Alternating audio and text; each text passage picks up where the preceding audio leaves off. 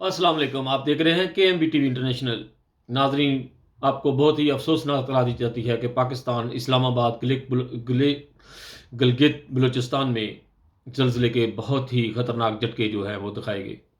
लोग कलमे का विर्द करते हुए घरों से बाहर निकल गए और बहुत ही परेशान और उलझन में लोग अपने घरों से बाहर निकल कर खुले मैदानों में घुस गए। नाज़रीन, पाकिस्तान के हालात इतने ख़राब होते जा रहे हैं, बार बार खुदा ताला की लाठी को जो है वो पुकारा जा रहा है। वहाँ पर जमात अहमदिया की मस्जिदों को जो है वो बिना किसी रीजन के तोड़ कर कलमे जो हैं उनको रेज़ा रेज़ा करके फेंका जा रहा है। और ये पाकिस्तान की सरज़मीन, पाकिस्तान की हुकूमत, पाकिस्तान की अवाम इस तरफ कान नहीं धर रही। लेकिन जब खुदा ताला की लाठी की आवाज़ चलेगी तो फिर ये लोग जो हैं वो शराक से इनके आगे पानी का घूंट भी नहीं जाएगा। नाज़रीन, ज़लज़ले के झटके जब शुरू होते हैं तो खुदा ताला की नाराज़गी का इज़हार जो है वो शुरू हो जाता है।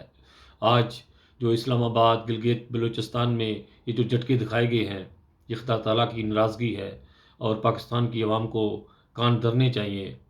कल ही एक मौलवी को उसके यानी कि करतूत की वजह से उसके लड़के के चचा ने उसको मौलवी को गैरत खाकर उसको गोली मार दी कि वो बच्चे को मजबूर करता था गलत काम करने के लिए। इस तरह के गलत काम जो पाकिस्तान में हो रहे हैं, जो खुदा ताला की नाराज़गी का बायस बनते हैं, इससे बाज आ जाएं, वरना तुम लोग वो दिन दूर नहीं कि तुम्हारा जो हशर होने वाला है। ये जो झटके दिखाए जा रहे हैं गिलगित बलूचिस्तान इस्लामाबाद में, ये अल्लाह ताला की नाराज़गी का इज़हार है। और बाज़ आ जाओ, वरना इस तरह पीछे जाओगे कि नामो निशान मिट जाएगा।